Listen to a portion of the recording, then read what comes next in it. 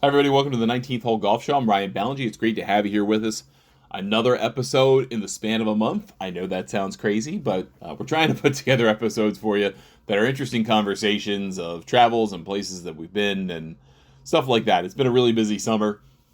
We do a lot of traveling as a family in the summer. Just kind of don't spend a lot of time at home. Go to the beach, go and visit family, stuff like that.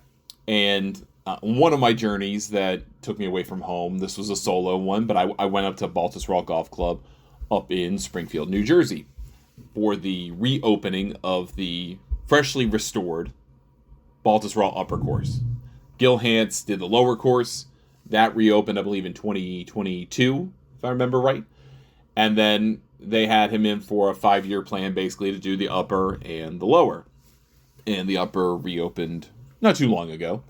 And the club was kind enough to have people in the media, in the media space, out to play it. And had a great time with my member, Tony Orlando. I love playing golf for a variety of reasons, but just getting to meet people is probably my best one. My favorite reason for golf.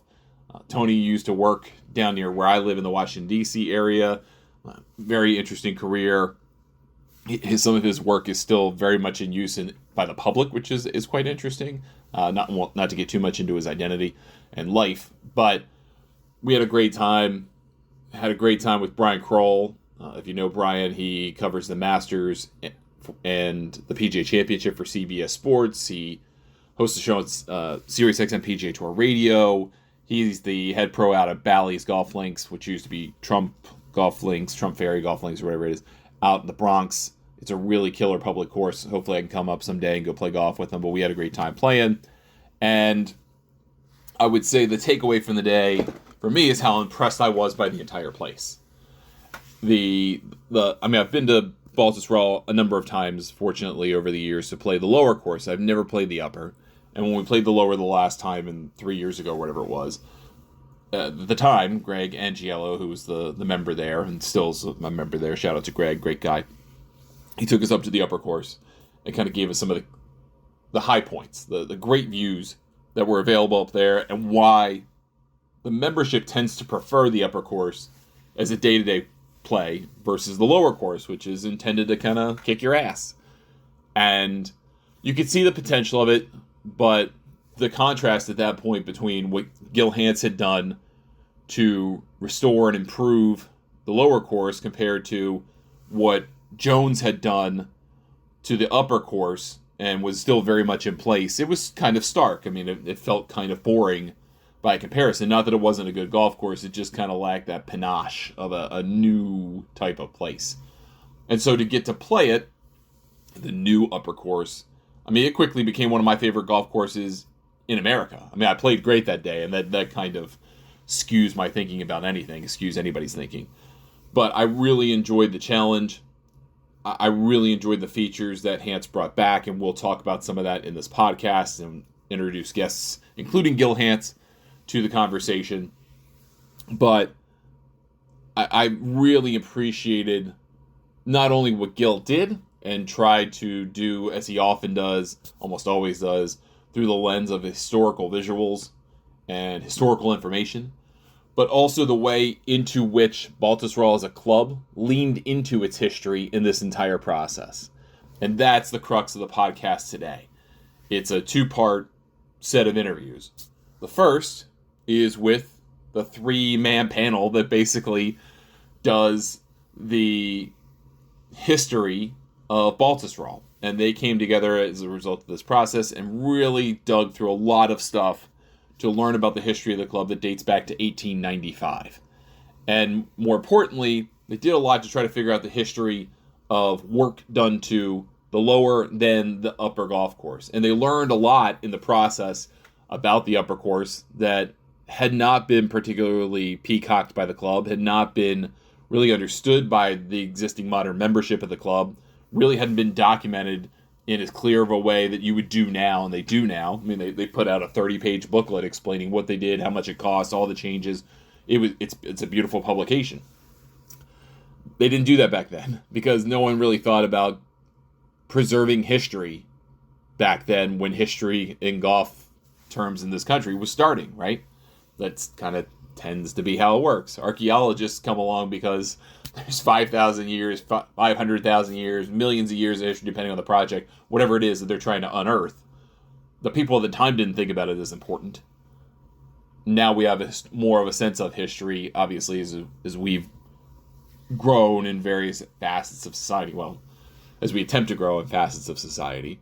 And so we try to preserve some of our past because that kind of informs our present and future. That obviously didn't exist at the turn of the 20th century. And it didn't really even exist into the 1930s when the upper course hosted the U.S. Open.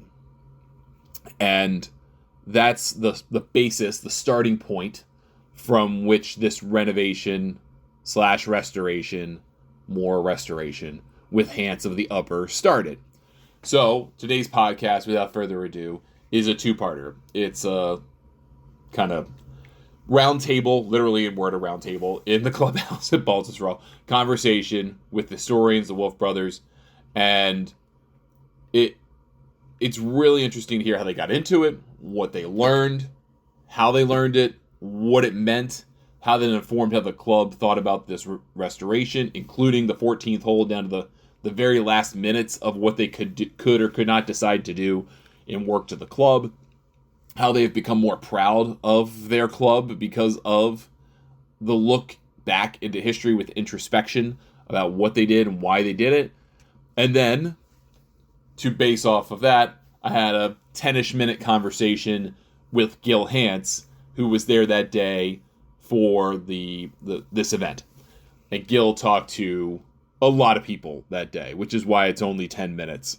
I was one of the last people that day to talk to him, and everyone was kind of was supposed to be on a tight budget, 8 to 10 minutes with the guy. And some people, as they are wont to do in my world, went way over the time. And I figured I could communicate or try to communicate the questions to Gil that I most wanted answered in that short time frame. And we did that. So if you just want to hear Gil Hanse, you're going to skip about 20 minutes of this podcast that's about to come up with everyone in the historical society, historical team behind a Baltusrol. However, I would encourage you to listen to it because it really does inform the questions that I ask of Gil later, because it happened in that order. I talked to the historians, and then I talked to Gil Hanse. So based on some of the stories they shared, the information they shared about all of that, that was informed the questions I asked of Gil. So, without further ado, here's first my conversation with the historians at Baltusrol, and I hope you enjoy it. And then, right after that, we'll come back and we'll get into the conversation with Gil Hanse. Thank you for doing this. I appreciate it. Thanks for making time. You bet. Can you put into context the restoration, renovation that was done in the upper and lower into the history of the club and the work that the club has done over its history to refresh, renew, bring back, in some cases, features of the club? I think it's very similar to a project we did started in 1919 and ended in 1922 with bringing Tillinghast in to completely revamp Baltusrol and take our old course, which had existed since 1895 and had already hosted 5 USGA national championships, and basically replace it with 2 brand new courses, called them the dual courses, the upper and the lower. It was the first contemporaneous design and build of a 36-hole layout in America. That was a pretty bold decision at the time, given the reputation and recognition that the old course had. And here we are 100 years later doing something very similar. When the engagement with Gil started, did he have a sense of what he was getting into? And did you have a sense as a club of what you were getting into, having done similar work in the past to prepare for major championships, but then to have a 5-6 year plan to redo everything? Yeah. Well, I think he really appreciates the history of Baltusrol, and that's probably why we chose him, because we knew he was going to take the time to do the research and the study of our history and our courses and make changes that would appropriately restore the Tillinghast features, which was what the restoration was all about. And we entrusted him with that because that's, preserving our history is really what this club is all about. It's very important to this club. And we didn't want to go off in a different direction, like we did with Robert Trent Jones in the early 50s to modernize Baltusrol, even though that was the trend and that's what they were doing at that time in golf. We really wanted to make sure that these courses were restored to the integrity of Tillinghast, and we thought Gil was the best person for that job. How much time did you and your group and your membership and Gil spend together going over historical documents, imagery, planning to set up what ultimately turned into the plan of action? This guy, Stuart, did most of the legwork. Yeah, so when we were interviewing architects, we wanted to open it, and Kevin Vitale asked me, he said, Stuart, can you make a document? We want to hand something out to the architects that we're going to interview, and can you just do a timeline? And we've all talked about this, and we know the changes that that were implemented basically from the 50s to the up to 93, 2000 amateur, the 93 US Open, and even to the 04 PGA. And so I basically did a timeline of all the changes that happened post Tillinghast to the upper and the lower, and that was handed out to the different architects. And then after we hired Gil, the club said, Stuart, we need you to find any document, photos, etc., about going back to what Tillinghast did. And we have a pretty good archive, but then there was a lot more research we had to do, and collectively we all did that. And we had a document that we gave to Gil, mostly photographs and written descriptions of the golf courses from the 20s and the 30s, and that's what he used as a template. And we would get calls from Gil periodically during the process and say, hey, do you have any more detailed shots of 7 on the lower, 13 of the lower? And then Gil, with his research, and he's almost like digs in the dirt and finds an archivist or archaeologist, and he could figure it out. Like, we were on the 7th green, yeah, 7, of right? the lower. We didn't have any. We only had some aerial shots of that. We didn't have any ground level shots, and so he went around and dug, and he basically found the core samples of what the original green was. Because Robert Trent Jones took that green and expanded it left and right. Okay. So he dug in from those areas, and he says, "Oh yeah, here's the original green," and then he found the original shape. And it's pretty remarkable how we did that. Yeah, the other one, the big on the upper, the big unknown as the work started was whether there are going to be 2 greens on 14 or 1 green, because the green that we had played, in our whatever prior life we were in, going back 90 years, on the 14 had been there, and I know we would debate it by email. Well, I think we should just bring back the original green, because that photograph, there's a photograph of that original green play, and the new green had just been constructed. As you face the hole, the one on the left was the one we played for 90 years, but the old green was to the right. It had a drainage problem because there's a spring that runs underneath it, so it was always soggy. And we had this old photograph that our founding historian, Bob Trevis, who's gone now, found at the USGA. It was mislabeled, and it was a view looking back from behind 14, going all the way back to the halfway house on 9. And so he used that photograph, and then it was a debate. Well, maybe we bring back the old green and get rid of the 90-year-old green. And we said, well, the 90-year-old green had a U.S. Open in 36. You're going to get rid of one and that we played forever. And it's like one of the members' favorite holes is 14, because there's a beautiful vista looking up at the mountain behind it and whatnot. And went back and forth, and finally I get a call. I think it was Greg Boring, our superintendent. He says that we found this aerial from the 50s, and we compared late this, 50s, all 60s. this, a lot of this stuff's all digitized now. All these old aerial photographs, and so you can time sequence it. And if you go to the mid 60s, the old green's not there, but this other photograph dating to the 50s, that green is there. And so then it was, well, could it have been a sod farm? And I can remember Greg Boring and I'll have a cup of coffee in the morning.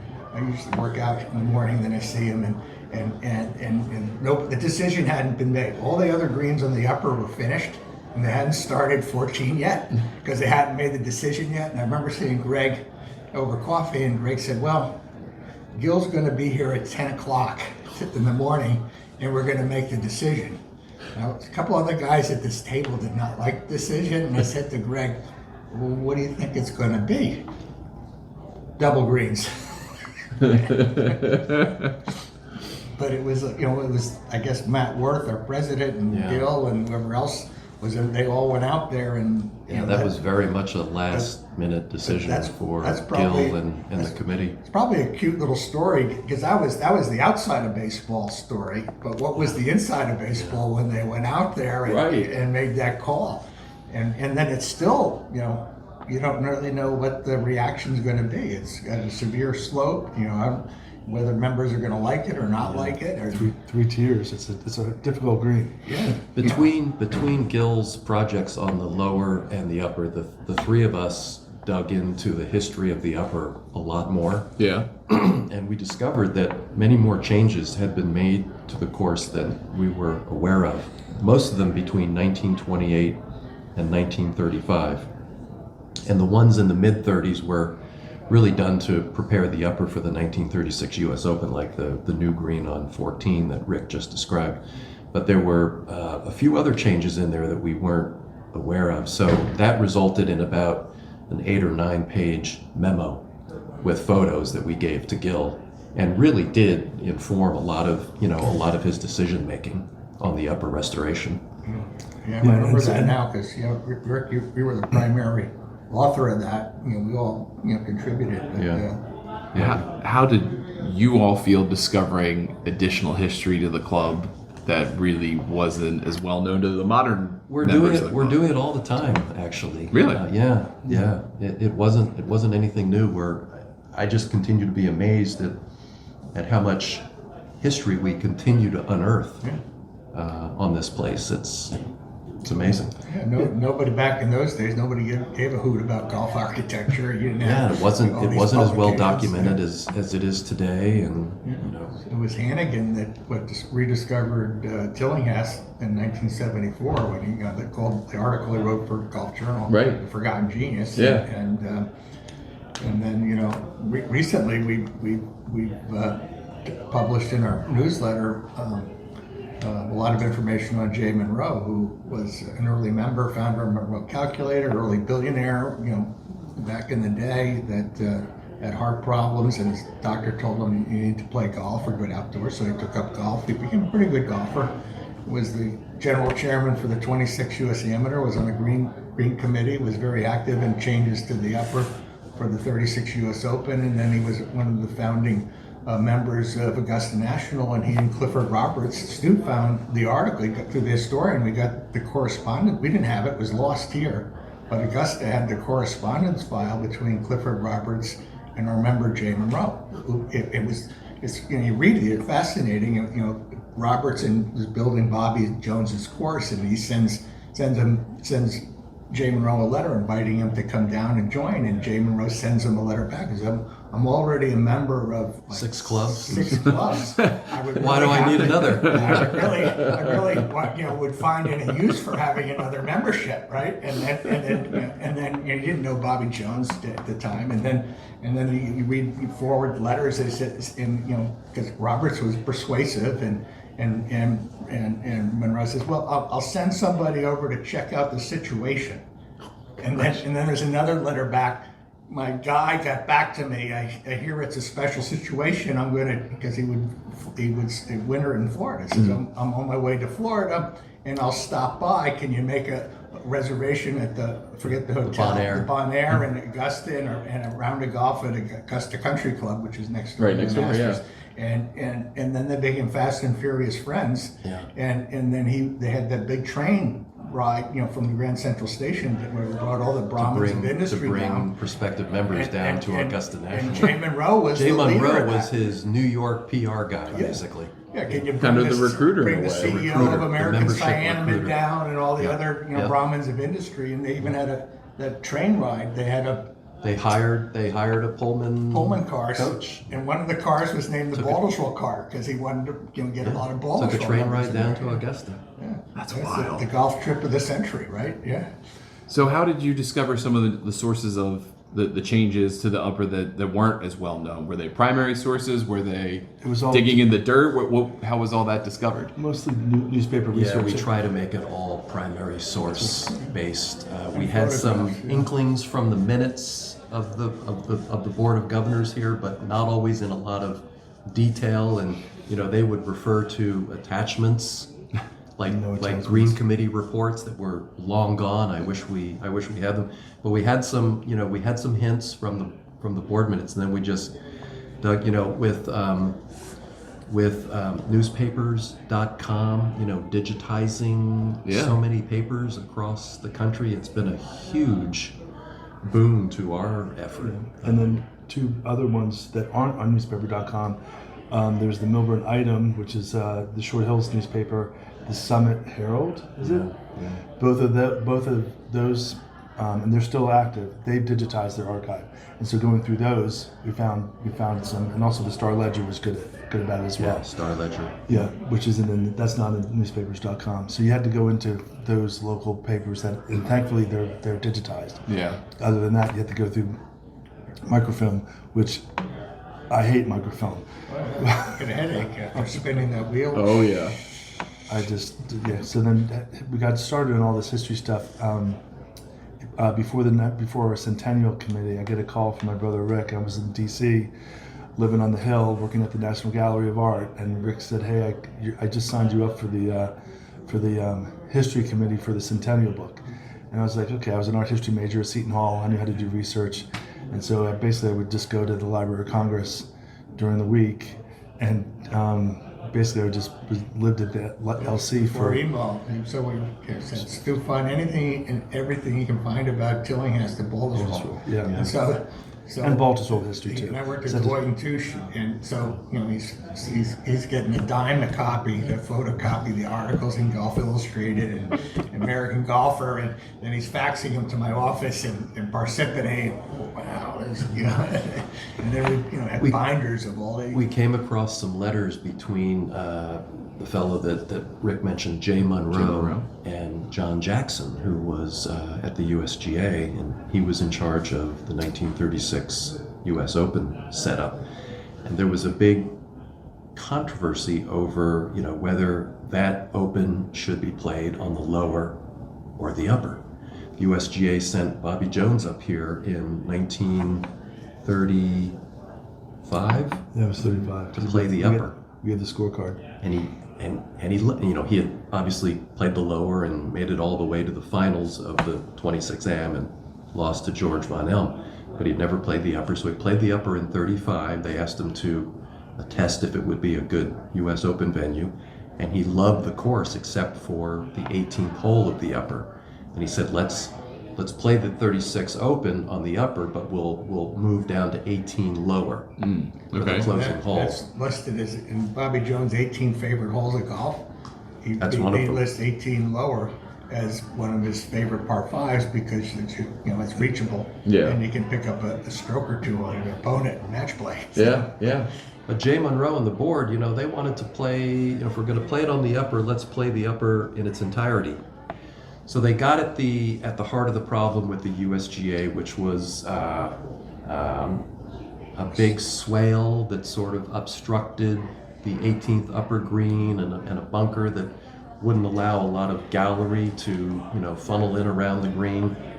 So the club decided to make some minor structural changes to the green complex on 18 upper so we could play the upper in its entirety. So we found that whole history, and we put it in the memo for Gil. And I don't know if you've played the upper before. No, this is my first time. But today you're going to see an enormous swale about 30 or 40 yards in front of the green that almost completely obstructs the view of the green, which wasn't there. Wasn't there. It's amazing.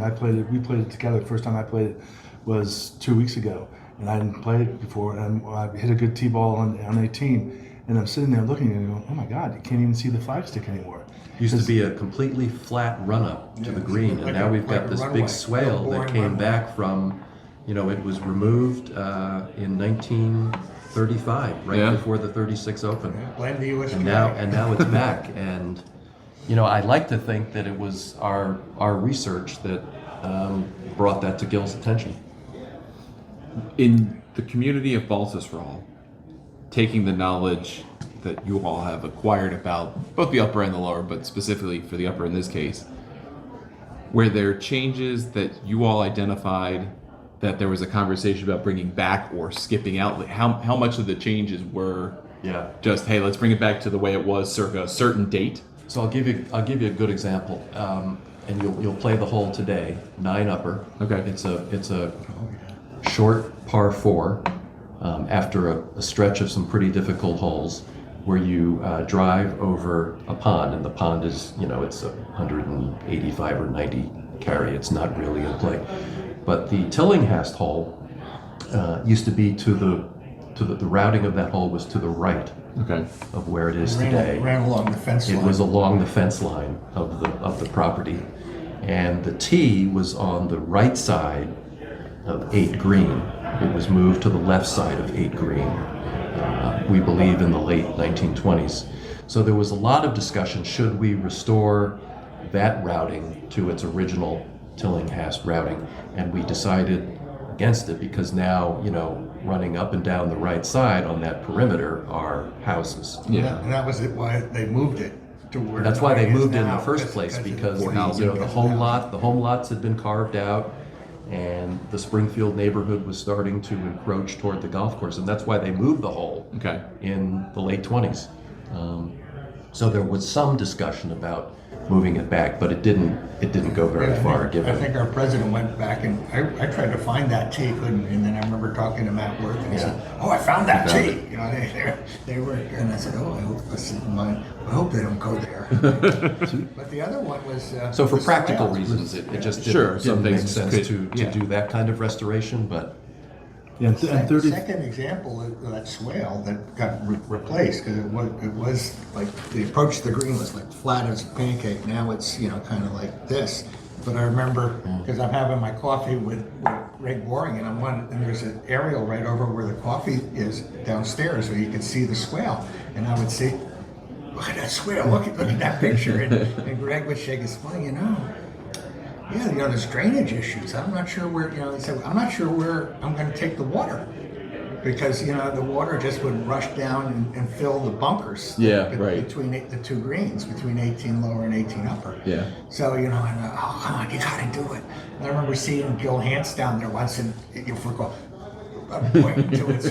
So for me, that restoring the swale, I said, yeah, we got it. But when you play 9 today, look to your right, and you'll see the fence line and the row of houses. And the pond that you hit over today used to be more of a burn. Okay. When the hole was moved in the late 20s,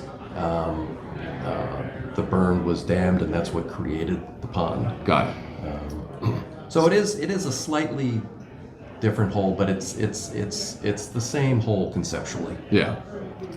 What I would say is what didn't happen, and I know their opinions, but so Gil kind of based the restoration on some aerials that we had in 1935, and what was that was a good benchmark, and so that's kind of what we did. Tillinghast did a concept drawing, which is downstairs and it's all over. We can show you, and he spec'd on 11 upper, a great hazard that crossed the fairway. So we would have 2 great hazards on the golf course. I mean, it's a big hazard, but it doesn't go across the fairway. You'll see it. You'll see it on 11. It's a huge bunker. But I was pushing to get it across to have a Sahara, but it didn't happen. So maybe Because the argument was it was never Just a built. couple minutes, just want to keep it. Yes, sir. Yep. Okay. And then, It was gentlemen, do you need a cup of coffee? Any of you? Coffee or we anything? got water. We're good.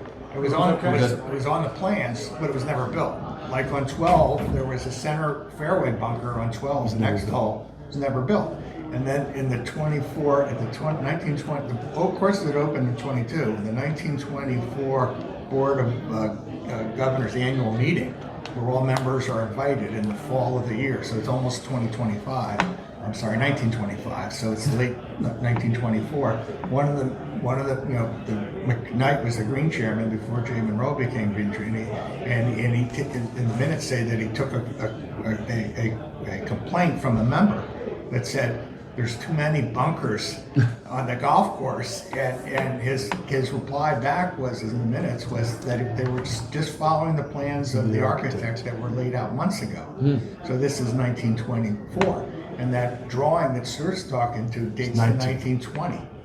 19. And it's a working drawing, so it's not the as-built in terms of what was built. What was built? Yeah, and we don't have an as-built, so that's also, but it was a concept. That's why I said it was a concept drawing.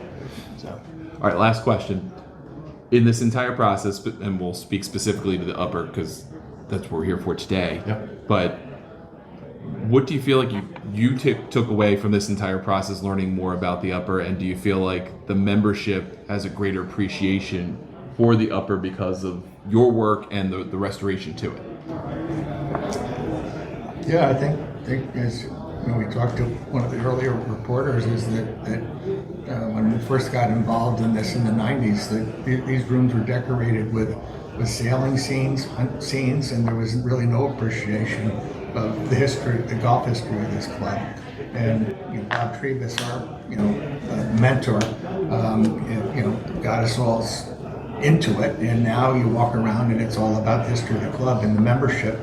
Clearly the pendulum is swinging and the membership embraces the history, and the fact that our membership, back when we were the Tillinghast Nuts in the 2000s sometime, we were talking about going to a membership meeting, and they're the Tillinghast Nuts, and it was we just got to build this super golf course, make it longer, move bunkers and whatnot, and then that pendulum swung the other way, and then the members say, hey, we got landmark status.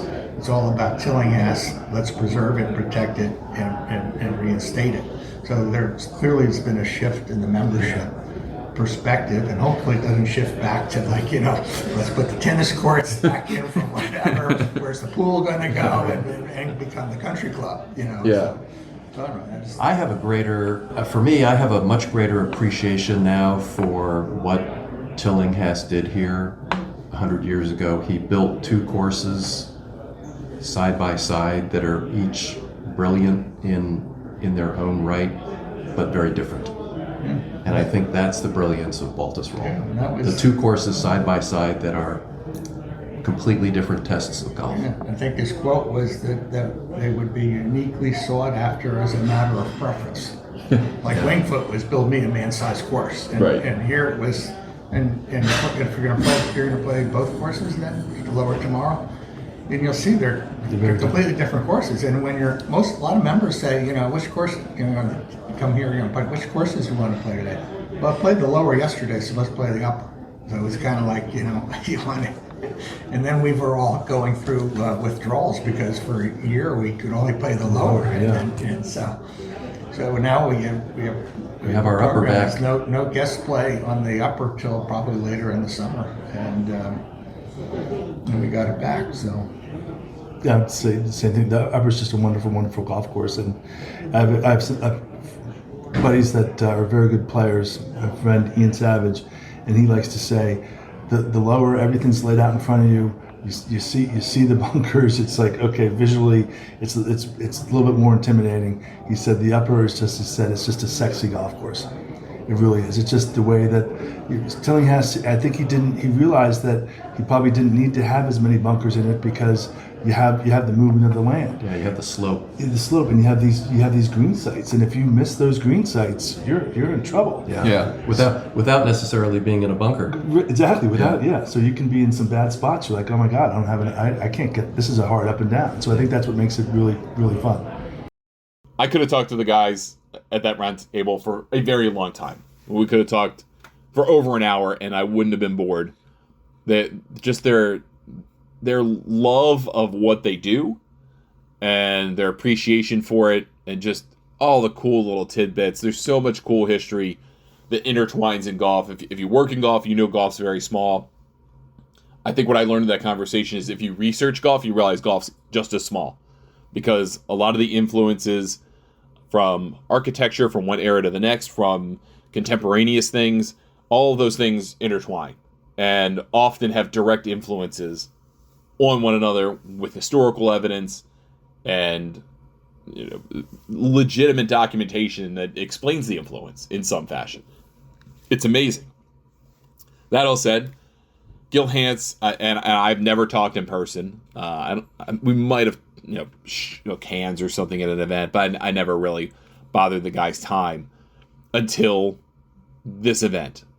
Gil's great. I really enjoy him.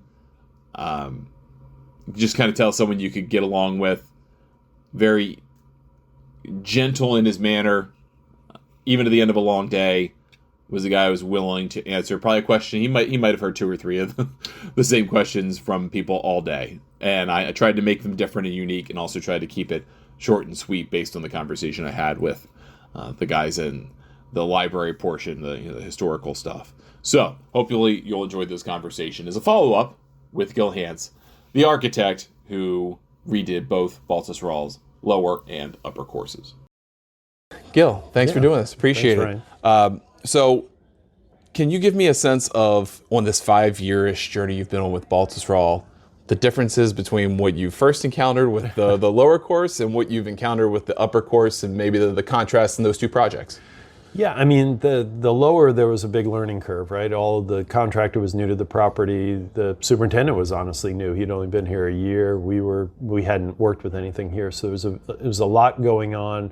And the work, honestly, on the lower was more extensive. The long period of time, there have been changes made to the lower from championship perspective. So it went great. The weather cooperated, and then COVID hit. And so you had all these things colliding, and we're thankful that it all worked out and turned out well.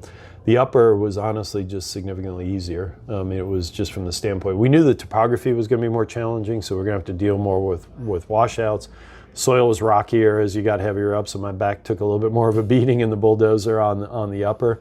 But same contractor, Total Turf, superintendent Greg Boring, irrigation Tanto, and then our team was the same. So it was just smoother. And the membership also, had seen the process down below. The results were proven from an agronomic standpoint and modestly from an architecture standpoint. So I think they were a little bit more relaxed about what was going on out here. Not that they were ever intrusive, but everything just led up to it being a smoother process, and it was. Were there stronger opinions about the lower or the upper from the membership, and for you as well? Honestly, they were a little more protective of the upper. And thankfully, the upper had changed significantly less than the lower, so I think there was less from a restoration standpoint to do up there. There were some practical aspects, tree removal, a little bit of regrading on the second hole, but architecturally, the positioning of a lot of the bunkers and the configuration of the bunkers wasn't as dramatic as change as the lower. So I think while they were more protective of it, we were not going to be as intrusive on the upper as we were on the lower from an architectural standpoint. The club historians kind of said that your starting point was from around 1935 to try to lead into the U.S. Open in 36. Is that fair to say? And how much did you lead in the kind of decade before and anything after? Yeah, we had the old aerials from the early to mid-20s, and then we had the original plans, which were not that specific. They were kind of more bubble diagrams, and then the irrigation plans we had from the early. So it was a marriage of all of those coming together, and then we found, we hate to kind of identify a high watermark for any course, but in preparation for a U.S. Open, that's always going to be a critical time frame, and so we looked at alterations that may have been made, found out that several of them were not made by Tillinghast, which was a bummer, but that's something we had to factor in, especially on the 14th hole. And then we factored in the presentation, the tree, the scale, etc. So they were great. I mean, there was like the ninth green was changed, and we were like, can you find us a photo of the ninth green? And it took forever, but eventually one came up, and so we had a good perspective of what it looked like from the ground. Then when we got into it, we found that the architect who made the change had just basically piled dirt on top of the old green. So we found, like an archaeological dig, we found the original layer. So then the combination of the photograph and then finding it really led us to what we believe is a really accurate representation of what Tillinghast had. Can you dig a little bit more on the 14th double green, which Yeah. we haven't been out there yet to see it, but it sounds like there was almost to a last-minute decision point about what to do with it. It was, and all credit to the leadership of the club that they gave us that flexibility. But we were always intent on restoring Tillinghast Green, which sat lower and sat off to the right-hand side. We found enough markers in the ground. The cart path had run through there. The tees on the 15th hole had kind of pushed into that envelope, so we had to push all of that stuff out. But we had some good photographs of the lower green, and then we found this one photograph that showed the contours of the lower green. Somebody putting, I want to say it was Bobby Jones, but I'm not sure if it was. And then the gallery sitting in the bunkers that were between the two greens. And we noticed that the green, the upper green, which was added to the golf course, was like the guy sitting in the bunker was like head high, and then there was a guy standing between the bunkers, and it was about waist high on him. And we thought, looking at it in the ground, it was about 6 feet, so it would have been over his head where the green sat now. And so we thought, well, they don't sit very elegantly side by side because the upper one is too high. Yeah. And so we just thought, well, we're going to get rid of it anyway, so why don't we just dig down and see if we can find the original grade. And when we found the original grade, we did a really quick sort of rough in of that green, and they sat beautifully side by side. And in that period, the archivists have found that they actually coexisted for about 30 years, as opposed to, we thought maybe 5 to 10 years, because there was a gap in the aerial photographs we could see. So we went back to the membership and said, all right, we've changed our minds. We really would like to present the two greens. If you come out now, you can see how they sit side by side. Leadership of the club, instead of going, well, wait a second, you wanted it, you took it away, you want it again, they were like, okay, we trust you and your judgment. And I think that turned out to be a great decision. So now I think they sit in a unique way side by side. It's not a pure restoration, because obviously Tillinghast didn't have that, but we think it offers a lot of variety and interest to the members. And I'm not sure if they're alternating them every other day, but what we're going to find is that one might become the favorite, one might be more challenging. And so given, maybe after a year of play, the balance might shift a little bit, or it might favor one over the other from a championship perspective. But we're excited. I think the presentation has really turned out well.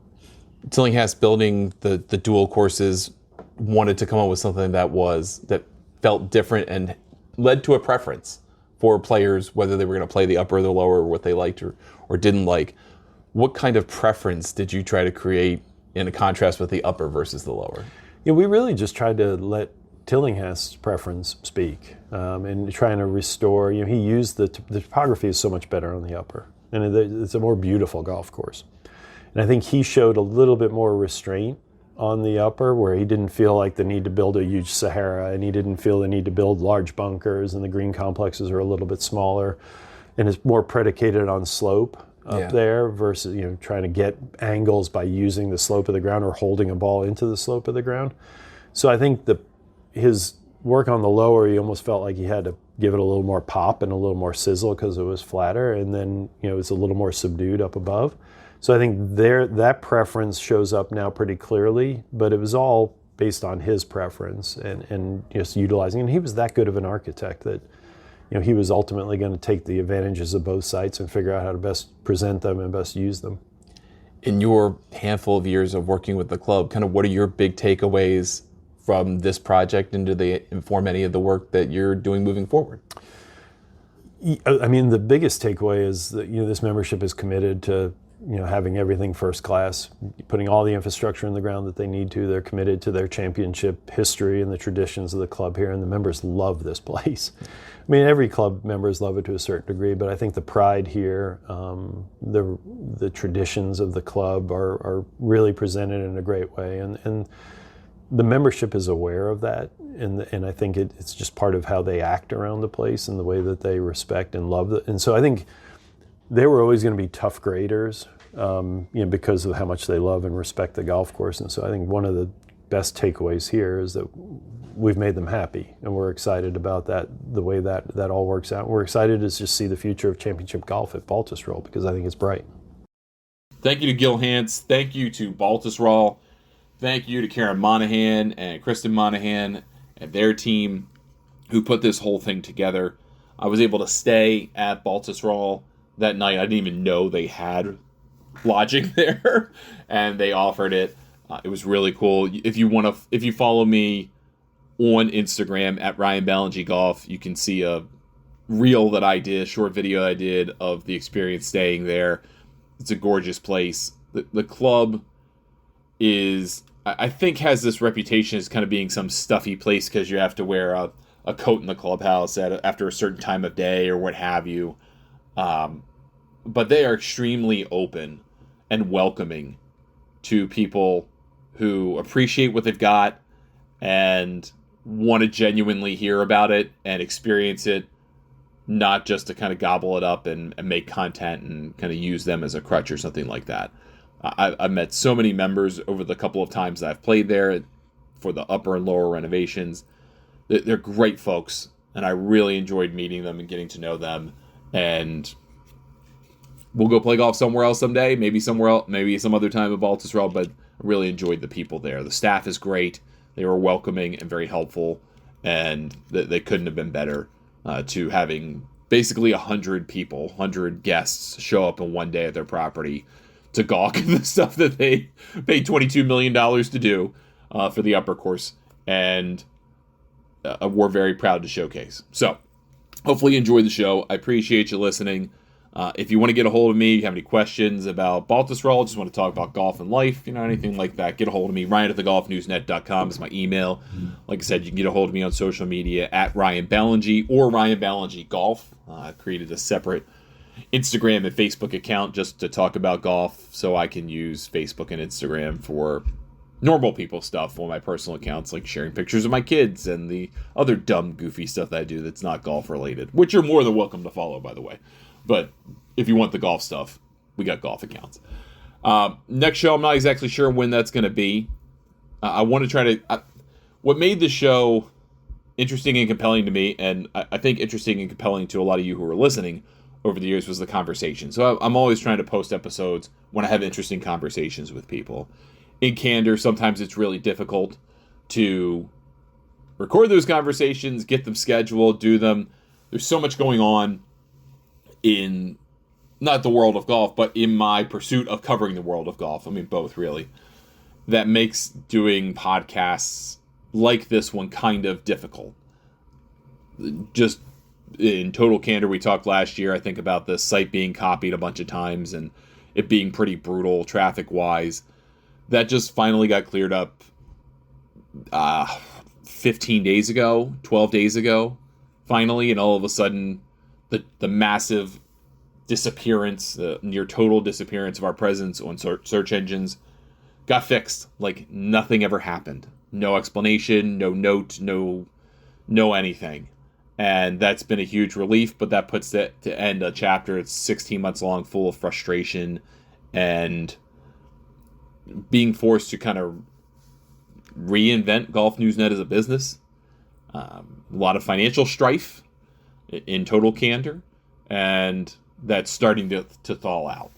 At the same time, that last 16 months, we've been putting out a ton of video content, short form and long form, between our distribution partners. We have 32 million video views this year. I know you don't really care about any of that, but I'm particularly proud of it because it's something we renovated or kind of created out of thin air, but we renovated the business to orient ourselves toward video content. GNN TV is doing well. I'd love it if you watch it. I appreciate it if you do.